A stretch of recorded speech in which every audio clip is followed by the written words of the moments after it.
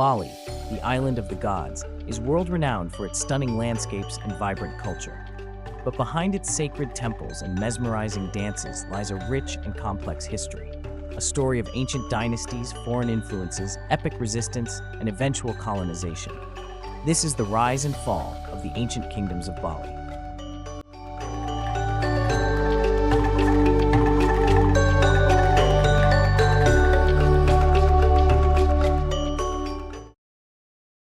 The history of Balinese kingdoms dates back to at least the 8th century. One of the earliest archaeological traces is the discovery of Buddhist clay votive tablets in Gianyar, indicating an early Hindu-Buddhist culture shaped by Indian and Javanese influences. Out of this cultural mix rose the Warmadewa Dynasty, one of Bali's earliest known ruling families. These kings established native governance rooted in ancestral worship and Hindu traditions.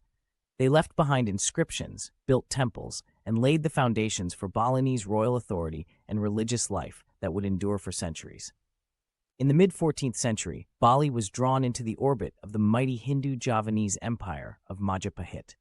According to the Babad Dalem manuscript, after Bali was conquered, a vassal dynasty was installed at Samprangan near Gianyar. Later, the royal court moved to Gelgel under the leadership of Dalem Ketut.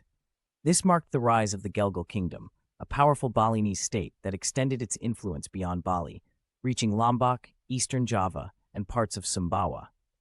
Ironically, the fall of Majapahit in Java around the early 16th century became a cultural blessing for Bali.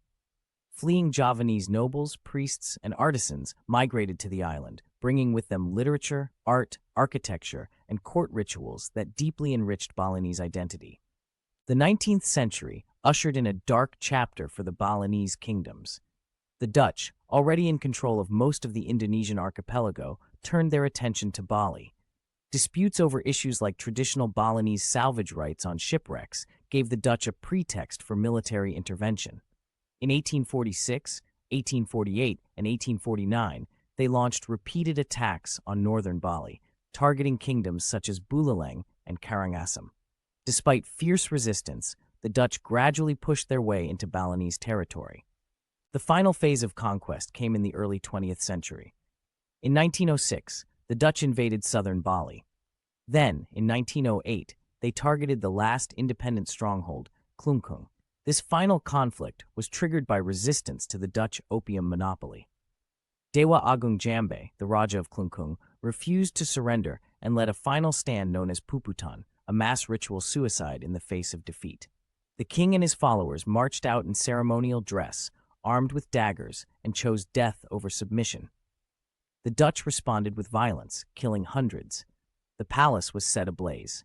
It was the tragic end of sovereign Balinese rule. After Klungkung's fall, the remaining Balinese rulers had little choice but to surrender or negotiate protectorate agreements with the Dutch. Thus, the island was fully absorbed into the Dutch East Indies.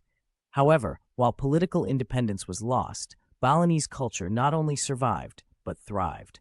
Protected to some extent by colonial policies and isolation, Bali maintained its rituals, its art, and its distinct identity, which continues to enchant the world today.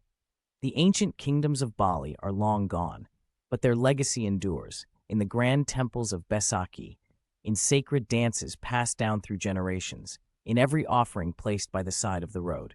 Next time you visit Bali, remember, you're standing on land shaped by centuries of devotion, conflict, and resilience.